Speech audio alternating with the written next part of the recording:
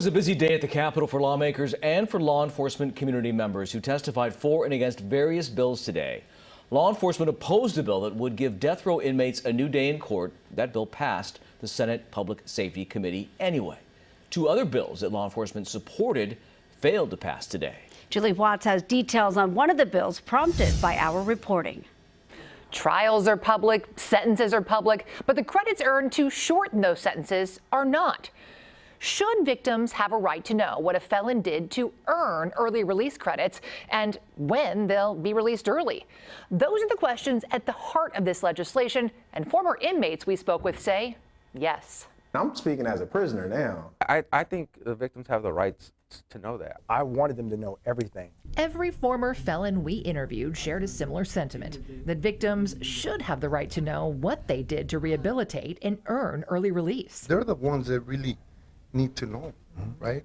And that will build confidence in them, and it will build confidence in you. Speaking from experience, Boomer Bennett testified today before the Assembly Public Safety Committee, urging lawmakers to pass legislation that would provide transparency on when felons will be released early and why. I was released from prison a couple of times. The committee previously killed legislation that would have made early release credits public record, citing inmate privacy. For those reasons, I unfortunately won't be able to support this bill. So Assemblyman Joe Patterson introduced legislation that would at least notify the DA when and why someone earned early release, So that we can then prepare the victims and survivors and next of kin. Placer County DA Morgan Geyer explains victims are often blindsided. Under Prop 57, DAs and victims are notified when an inmate is granted early parole, but not necessarily when they're released on good conduct or programming credits. The vast majority of Prop 57 releases. CDCR says that's because inmates released early with credits have served their full sentence as defined by law.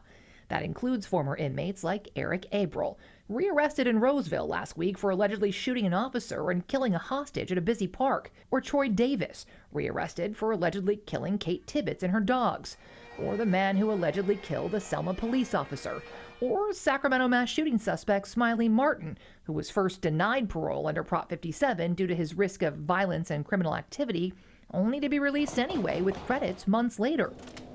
He would have been in prison the night of the mass shooting if he'd served even half his sentence for domestic violence. Mr. Patterson, I think you're on the right track. Committee Chair Reggie Jones-Sawyer supported victims knowing when an inmate would be released early, but not necessarily why. There's a term in the hood, snitches get stitches. He voiced concern about inmate safety related to credits for cooperating with guards and mental health treatment. I believe we gave you some amendments. The bill failed to pass the committee along party lines, but the chair encouraged Patterson to come back with amendments. I honestly believe CDCR has to be more accountable and especially transparent. One compromise currently being considered is to simply disclose the total number of credits earned for programs and rehabilitation and the total so-called good conduct credits, which every inmate now automatically receives. We've requested interviews with the members of the Public Safety Committee, and we will be following up.